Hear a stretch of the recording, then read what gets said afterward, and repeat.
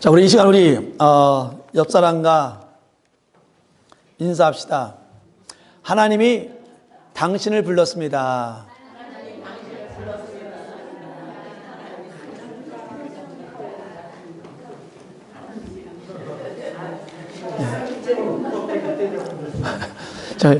저 2절도 1절만 있는 게 아니라 2절도 있습니다. 근심하지 마십시오. 옆 사람 인사합시다. 근심하지 마십시오.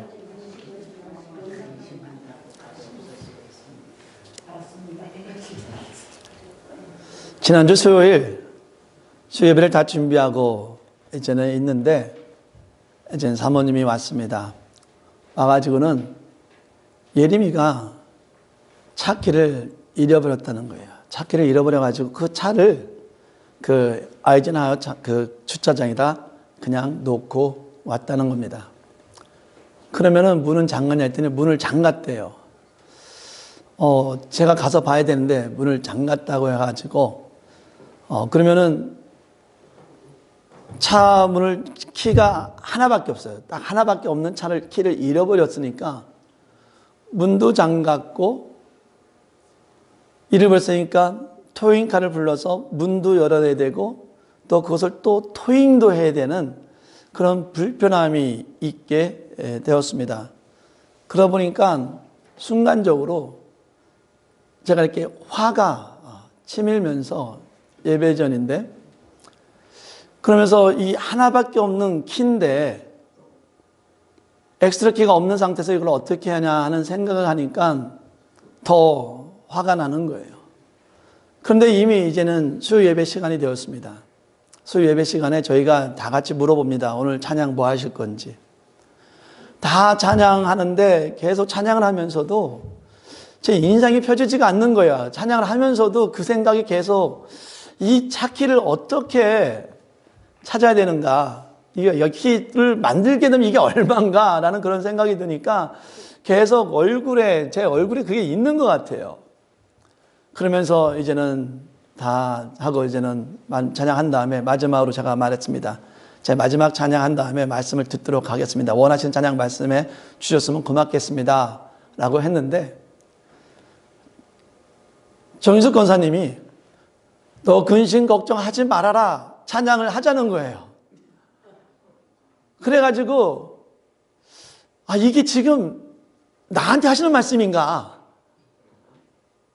어떻게 해서 그 찬양을 골랐는지 모르겠지만 이게 나한테 하는 찬양인가 하면서 아니겠지 하면서 너 근심 걱정하지 말아라 라는 그런 찬양을 했습니다.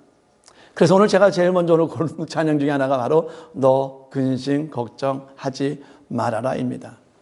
그런데 찬양을 하는 가운데 이제는 어느 순간에 이제는 이 키에 대한 생각은 사라지고 예배에 대해서 집중하게 됩니다.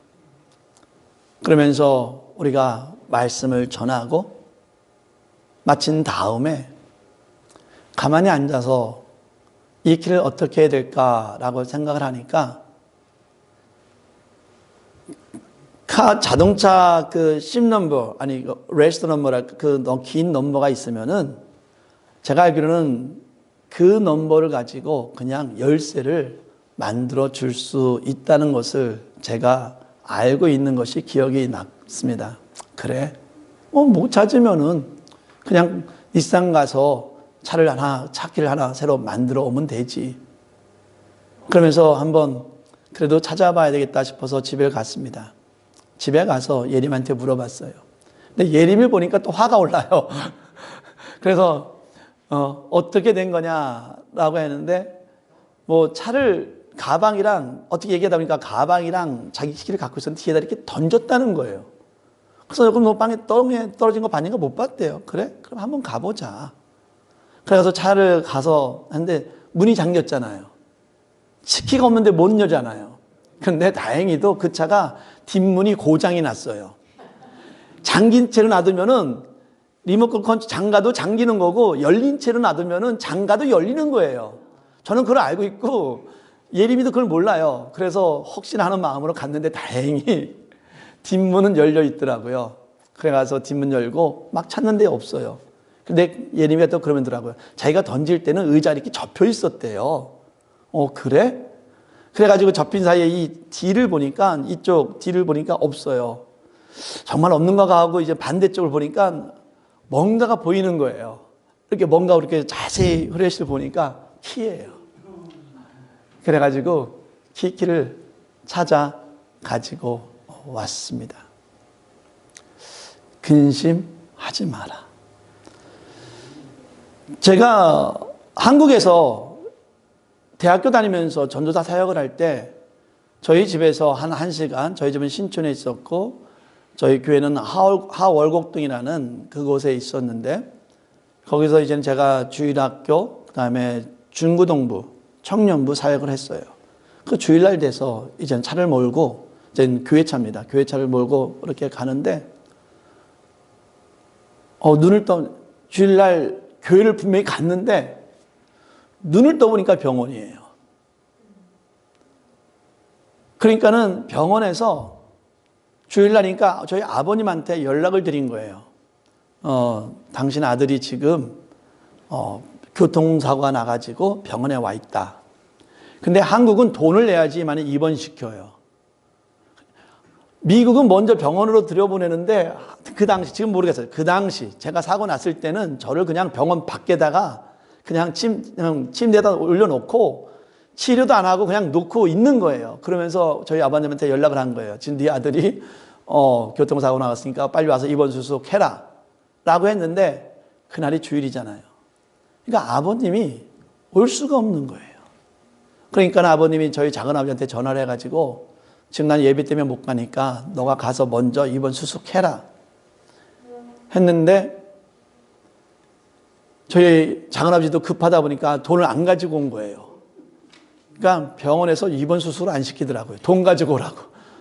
저희 작은아버지 다혈질이에요. 이해가 안 되죠. 사람 죽어가는데 돈 가져오라고 입원 안 시키니까 내가 어떻든 당간에 상관없이 무조건 싸우고 있더라고요.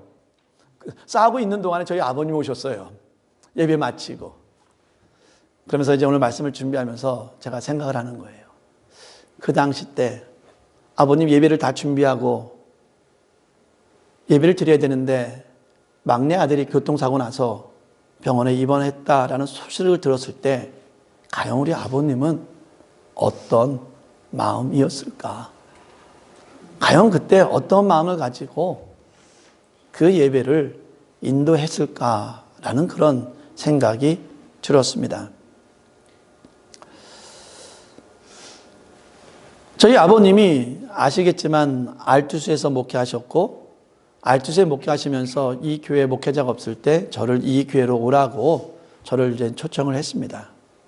그래서 2번에 걸쳐서 저는 이 교회에 왔고 여기서 목회하게 되었습니다.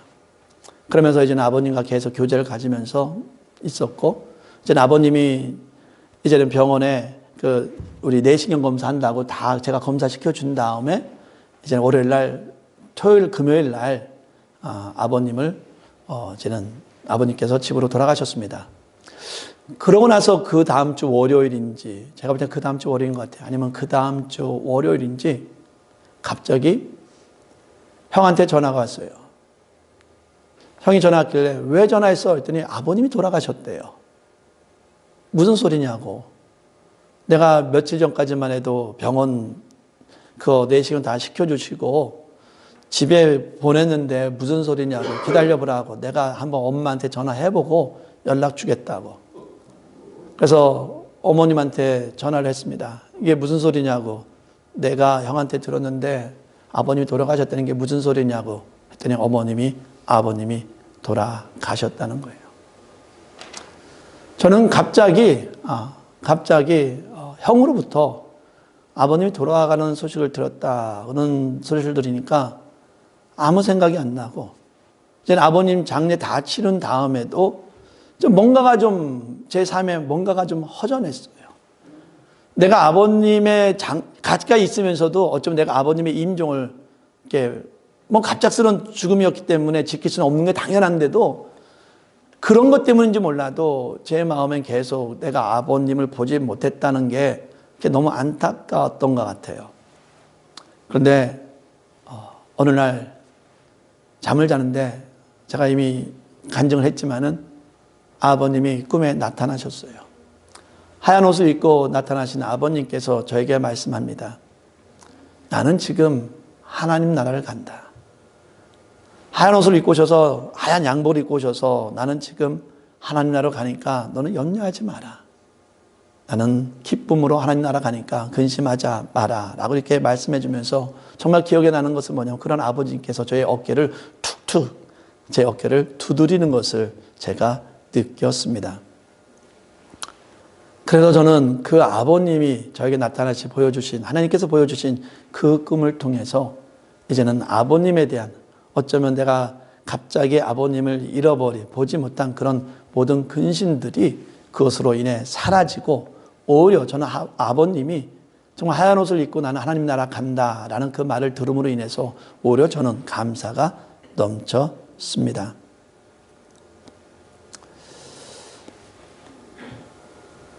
수요일날 너 근심 걱정하지 말아라 라는 그런 찬양을 주었는데 그때는 의심했어요. 이게 정말 나한테 주는 찬양인가? 라고 의심했는데 모든 것이 다 잘 해결되고 나서야 이 목회자도 이렇게 믿음이 연약해요. 그때서야 확신하게 되었습니다. 하나님이 나를 근심하지 말라고. 참 사람이 약해. 별 큰 문제는 아니에요. 조그만 문제인데도 그것 때문에 근심하는 나의 모습을 보면서 하나님이 말씀하십니다. 너 근심하지 마라. 왜 하나님께서는 나에게 근심하지 말라 했을까? 내가 걱정했기 때문에, 당연히 걱정했기 때문에 근심하지 말라 했겠지만 왜 하나님께서 나에게 근심하지 말라 했을까? 오늘 본문 말씀에 보면은 참 황당한 이야기입니다. 사울은 아버지가 말합니다. 사울아, 사울아, 우리 집에 소가 있는데 소가 잊어버렸다. 너가 가서 소 좀 찾아와라. 라고 이렇게 일을 시킵니다. 그랬더니 이 사울이 자기 종과 한 명과 같이 이 소를 찾으러 하루 종일 막 다니는데 소를 찾지를 못하는 거예요. 그랬더니 그 종이 말합니다. 우리가 이렇게 밤이 늦어져 가는데 그러지 말고 우리 그 선견자에게 가서 한번 우리 소가 어디 있는지 한번 물어보자. 라고 해서 그 종의 말이, 종 가지고 있는 돈을 가지고 사무엘에게 찾아갑니다. 그런데요, 사울은 거기서 사무엘에게 왕이 되는 기름 부음을 받습니다. 하나님께서 그 사울을 왕으로 삼겠다고 하나님께서 그를 부르신 겁니다. 너무 황당하죠? 소를 찾으러 갔는데 왕이 되는 거예요. 예수님께서는 예수님의 제자들이 갈릴리 바닷가에서 고기를 잡고 있는데 거기 가서 갑자기 너는 나를 따라오라 라고 이렇게 이야기를 합니다. 그래서 예수님은 거기서 예수님의 12명의 제자를 선택하고 그들을 부릅니다. 예수님의 12명의 제자들이 어떠한 특별한 능력이 있기 때문에 예수님께서 12명의 제자를 불렀습니까? 아니요. 예수님께서는 그들을 부른 거예요. 우리는 하나님의 자녀입니다. 우리는 하나님의 백성입니다. 우리는 당연히 하나님 나라에서 살게 될 하나님의 백성입니다.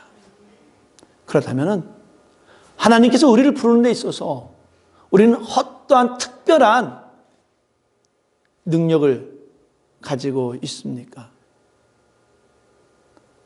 우린 지난 주일날 직분을 세웠습니다. 성도님, 집사님, 권사님, 장로님, 목사.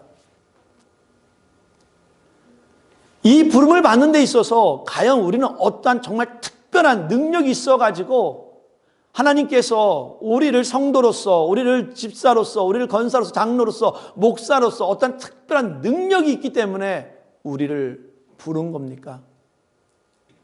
아니요. 하나님이 우리를 하나님의 자녀로서, 하나님의 백성으로서 부른 겁니다. 사울도 마찬가지입니다. 사울은 성경에 보면은 그는 유력한 자다, 돈이 많은 자다, 또 준수하게 생겼다, 잘생겼다, 이렇게 이야기하고 있습니다. 그렇다면 이것이 이스라엘의 첫 번째 왕이 될 만한 그런 능력이 됩니까? 근데 사실 사울은 이스라엘 중에 가장 작은 지파, 베냐민 지파에서 태어난 자입니다. 그 지파의 출신을 보면은 오히려 사울은 왕이 될 수 있는 그런 조건이 아닙니다. 근데 그가 왕이 되었습니다. 왜 그렇습니까? 이유는 하나예요. 하나님이 그를 불렀기 때문입니다. 오늘 성경이 우리에게 강조하는 것은 뭐냐면은 사울이 어떤 능력이 있다는 것을 보여주는 것이 아니라, 사무엘이 그를 안수했다는 것을 보여주는 것이 아니라, 오늘 본문에서 보여주는 것은 뭐냐면 하나님이 사울을 불렀다는 겁니다. 예수님이 제자를 불렀다는 겁니다. 하나님이 우리를 불렀다는 겁니다. 이 불렀다는 의미에는 어떤 의미가 있냐면은 내가 너와 동행하겠다라는 의미가 있는 겁니다. 사랑하는 성도 여러분, 하나님은 사울을 왕으로 세운 다음에 하나님이 그와 동행을 하십니다. 예수님께서는 예수님의 제자 12명을 선택을 했습니다. 그들이 어떤 능력이 있어서가 아니라 그들을 불렀습니다. 그리고는 예수님께서는 그들과 3년 동안을 동거동락을 합니다. 그들이 힘들고 어렵고 기쁘고 즐거울 때든 언제든지 예수님은 예수님의 제자들과 동행하는 삶을 살았습니다. 하나님은 우리를 하나님의 자녀로 불렀습니다. 하나님이 우리를 성도로 불렀습니다. 우리에게 직분을 주었고 저를 목사로 불렀습니다. 이 말은 뭐냐면은 하나님이 나와 동행한다는 것입니다. 사랑하는 성도 여러분, 하나님이 나와 동행하고 있음을 믿기를 바랍니다. 우리 신앙생활 하는 가운데 내가 힘들고 어렵고 내가 어떤 능력이 없다 할지라도 하나님이 나와 항상 같이 하고 있음을 보여주기를 바랍니다. 사울은 왕이 되려는 생각이 하나도 없었어요. 그때 왕이 없었기 때문에 어느 누구도 이스라엘의 왕이 되겠다라고 꿈을 꾼 자도 없어요. 왜? 이스라엘의 왕이 없으니까. 사울은 소를 찾으러 갔어요. 근데 왕이 되었어요. 좀 황당하죠. 그러니까 자기가 기름을 부음을 받았어도 자기가 정말 왕이 될 만한 재질이 있는 사람인가? 내가 정말 왕이 될 수 있을까? 라는 그런 의심을 충분히 가질 수가 있어요. 하나님께서 저에게 정말 근심하는 가운데, 저를 정말 너무 사랑하는 가운데 너 근심하지 마라 라고 이렇게 정말 찬양을 통해서, 하나님의 말씀을 통해서 보여줬건만도 그걸 의심하잖아요. 사울은 의심합니다. 그러니까요, 하나님께서는 그 의심을 제거하게 만들기 위해서 사무엘을 통해서 3가지 예언을 하게 됩니다. 그 3가지 예언을 통해서 하나님이 확실하게 너를 왕으로 삶았다는 것을 보여주는데, 그 3가지 예언을 통해서 보여주는 건 뭐냐면, 너가 사람을 의지하지 말고, 사람의 친분을 의지하지 말고 하나님만 바라봐라. 내가 너와 동행하겠다. 네가 어디 있든 간에 내가 동행하겠다라는 것을 통해서, 그 예언을 통해서 결론적으로 보여주는 건 뭐였냐면은, 내가 너와 함께 할 테니까 나만 의지하라 라는 것을 보여주고 있는 겁니다. 사랑하는 성도 여러분, 여러분은 인생을 뭐라고 고백을 합니까? 야곱은요, 인생에 대해서 자기는 정말 험난한 삶을 살아왔다라고 야곱은 이렇게 고백을 했습니다. 아마 많은 분들이 이 인생을 어떻습니까? 라고 물어본다면, 인생을 어떻게 살아왔습니다. 라고 물어본다면 정말 즐겁고 재밌고 행복하며 감사하는 삶을 살아왔습니다. 라고 하는 것보다는 우리에게 더 인생이 남는 것은 내가 얼마만큼 힘들었고, 내가 얼마만큼 고달팠고, 내가 얼마만큼 지쳤는지가 아마 더 많이 기억이 될 거예요. 그래서 어떤 사람들은 인생은 사막이다, 인생은 광야다, 인생은 파도다 라고 이렇게 말을 합니다. 이런 인생 가운데 하나님께서 이 말씀을 통해서 우리에게 주시는 것은 뭐냐면, 내가 너와 항상 함께 해왔다라는 것입니다. 나와 항상 동행하시는, 내 인생이 어떻든 간에, 내 인생이 험난한 인생이든 내 인생이 즐거운 인생이든 그 인생 가운데 하나님이 항상 함께 하셨음을 믿으면서 우리가 하나님만 의지하며 나아갈 수 있는 저와 여러분 되기를 진심으로 바랍니다. 이렇게 예언을 줬으면 믿어야 되는데도 여전히 사울은 믿지를 못합니다. 그래서 오늘 말씀해 보니까 6절과 9절에서 그렇게 되어 있습니다. 성령이 임하는 가운데 그에게 새 마음을 주었다, 그에게 새 사람이 되게끔 해 주었다라는 말씀이 오늘 말씀에 나옵니다. 하나님이 영이 임하는 가운데 사울이 새 사람이 되었고 새 마음을 품게 되었다는 거예요. 우리는 새해마다 새 마음을 품기를 원합니다. 새 사람이 되기를 원합니다. 그렇게 된다면 우리가 새 마음을 어떻게 해석합니까? 새 사람을 우리가 어떻게 해석을 합니까? 새 마음은 내가 전에 정말 온전한 삶을 살지 못했는데 나는 온전한 삶을 살아야지. 내가 전에는 정말 옳지 못한 삶을 살아야 됐는데 내가 옳지 못한 삶이 아니라 올바른 삶을 살아야지. 전에 내 마음이 좀 만족하는 마음이 없었는데 이번 한 해는 좀 만족한 마음을 가지고 살아가야지, 이렇게 생각할 수도 있습니다. 틀린 건 아닙니다. 마음이 바뀌게 되면은 당연히 그런 모습을 갖게 됩니다. 근데 오늘 말씀에서 새 마음을 주겠다, 새 사람이 되겠다라는 것은 그런 의미보다는, 사울아, 이제 네가 왕이 되니까, 네가 왕이 되어서 너무 부족하고 겁이 많으니까 내가 왕의 능력으로, 네가 왕으로서 왕의 자질을, 왕의 모습을 가지고 살아갈 수 있도록, 왕의 모습으로 통치할 수 있도록 내가 그 능력을 주겠다라는 의미입니다. 사울은요, 이 사건 이후로 하나님에 의해서 쪽집게로 뽑을 때에 그는 결국 왕이 되는 집게를 뽑히는데도 뒤에 숨어 있어요. 짐 사이에 숨어 있어가지고 그렇게 숨어 있는 자가 바로 사울이었습니다. 그 사울에게 하나님이 말씀하시는 거예요. 내가 너에게 새 마음, 새 사람이 돼. 내가 너가 왕으로서 살아갈 수 있는 그 능력을 내가 주겠다는 거예요. 사울은 왕이 될 만한 아무런 능력이 없었어요. 하지만 전지전능하신, 많은 능력을 갖고 계신 하나님께서 그에게 왕으로서의 자질을 가질 수 있도록 능력을 주겠다라고 이렇게 말씀을 하고 있는 겁니다. 제가 이 삶을 살아가면서 제가 근심할 때마다 정말 느끼는 거예요. 염려할 때마다 느끼는 게, 내가 정말 이렇게 부족한 자구나. 내가 정말 이렇게 연약한 자이구나.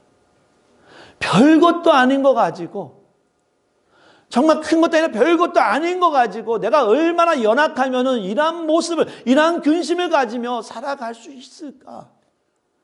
그런 연약한 모습을 매일 체험하면서도 정말 놀라운 것은 뭐냐면은, 이렇게 연약한 자가 우리 릴러톤 나사렛 교회를 13년 동안 같이 목회를 하며 지내왔다는 거예요. 이 마음은 이 세 사람은 어디서 온 겁니까? 하나님이 나에게 능력을 주셨고 하나님이 목회자로서 최소한의 모습을 가져갈 수 있도록, 더 나아가서 목회자의 모습을 가지고 살아갈 수 있도록 나에게 능력을 주었기 때문에 저는 이렇게 목회자의 삶을 살아가고 있는 겁니다. 하나님께서 허락하지 않았다면 나는 이런 모습을 가지고 살아갈 수가 없어요. 하나님이 저에게, 우리 성도에게 능력을 주신 겁니다.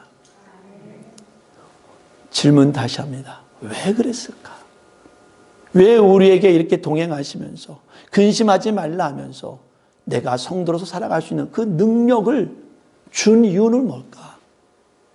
단 한 가지입니다. 하나님이 여러분을 불렀습니다. 하나님이 여러분을 불렀기 때문에 하나님께서 여러분을 인도하시는 겁니다. 가끔가다 우리 예림이랑 장난치면서 싸우다 보면 우리 예림이가 그런 얘기를 해요. 왜 자기를 낳냐고 그러면. 내가 태어나고 싶어서 태어난 게 아닌데 왜 낳아놓고서 쉽게 말하면 잔소리가 많냐 이런 얘기예요. 맞죠? 예림이 태어나고서 태어난 것이 아니라 부모의 사랑으로 태어난 거잖아요. 그러다 보니까 어떻게 합니까? 부모가 학교도 보내줘, 부모가 차도 사줘, 부모가 해달라는 거 다 해주죠. 무슨 능력이 있습니까? 예림이가 돈이 있어서 차 끌고 다닙니까? 아니잖아요. 뭡니까? 내 딸이잖아요. 하나님이 우리에게 은혜를 베풀어 주시고 하나님이 우리를 이끌어 주시고 하나님이 우리를 동행하시는 이유는 뭡니까? 단 한 가지 이유잖아요. 하나님이 우리를 불렀기 때문입니다. 하나님이 여러분을 불렀기 때문에 여러분에 대한 것은 모두가 하나님의 책임입니다. 그러기에 하나님은 여러분을 인도해 주시고 보호해 주시고 지켜 주시는 것입니다. 저는 그래서 이 말씀을 가지고 저는 특별히 우리가 지금 계속해서 아침 묵상 때마다 우리 교회, 성도, 가정, 그리고 전도할 대상, 그다음에 아픈 사람을 위해서 기도하는데 이 말씀이 우리 아픈 사람한테도 전달되었으면 좋겠습니다. 우리가요, 몸이 조금만 아파도 근심합니다. 우리가 마음이 조그만 상처를 받아도 우리는 근심하고 염려합니다. 그래서 정말 이 말씀이 저뿐만 아니라 우리 성도뿐만이 아니라 특별히 많이 아픈 분들에게도 이 말씀이 임했으면 좋겠어요. 우리가 아프든 어떤 상태에 있든 간에 하나님은 우리를 불렀습니다. 하나님은 하나님의 능력으로 그 모든 자를 만져줄 줄 믿습니다. 하나님의 능력으로 힘든 가운데도 인도할 줄 믿습니다. 그래서 우리가 내가 아프고 내가 지금 어떤 힘든 상황에 있다 할지라도 내가 또한 직분을 감당하는 그 순간에 있다 할지라도 하나님이 나를 불렀음을 믿으면서 담대하게 주님만 의지하며 나갈 수 있는 저와 여러분 되기를 진심으로 바랍니다. 이 시간 우리 마지막으로 다시 한번 우리 옆사람과 1절, 2절 우리 인사합시다. 하나님이 당신을 불렀습니다. 자, 2절 합시다. 2절. 근심하지 마십시오. 오늘도 이 인상을 가지고 일주일 동안 살아가게 된다면 하나님의 큰 은혜를 누리는 그런 복된 삶이 될 줄 믿습니다. 기도하겠습니다. 하나님 아버지 참으로 감사합니다. 하나님의 사랑으로 하나님의 은혜로 저희를 지켜주시고 인도하여 주심에 너무나 감사합니다.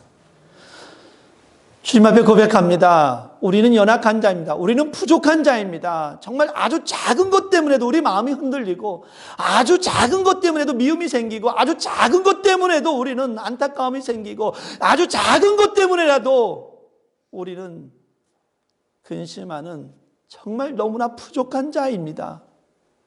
이렇게 부족한 자를 우리 하나님께서는 50년, 60년, 70년, 80년 동안을 인도해 주셨습니다. 그 이유는 하나님이 우리를 불렀기 때문입니다. 전능하신 하나님께서, 능력의 하나님께서 우리를 불렀기 때문입니다. 하나님, 이 믿음을 가지고 담대하게 하여 주시옵소서. 이 믿음을 가지고 근심하지 않게 하여 주시옵소서. 이 믿음을 가지고 염려하지 않게 하여 주시옵소서. 믿음으로 근심을 제거하게 해주시고, 믿음으로 염려를 버리게 하여 주시고, 믿음으로 하나님만 의지하며 나아간 자 될 수 있도록 인도하여 주시옵소서. 하나님은 나의 산성이요, 하나님 나의 요새시요, 하나님은 나의 방패시요, 하나님 나의 소망 되시는 그 하나님만을 바라보며 나아가게 하여 주시옵소서. 이제는 우리를 살리기 위해서 예수를 보내주신 하나님의 은혜와 우리를 구원하기 위해서 십자가에 주신 예수 그리스도의 사랑과 우리가 온전하고 거룩한 삶을 살아갈 수 있도록 인도해 주시는 성령님의 인도 교통하심이 내가 이제부터 하나님 말 믿음으로 인해서 모든 근심을 버리며 믿음을 가지고 살아가겠다고 다짐하는 우리 모든 교회와 성도 위에 영원히 있기를 간절히 축원하나이다. 아멘.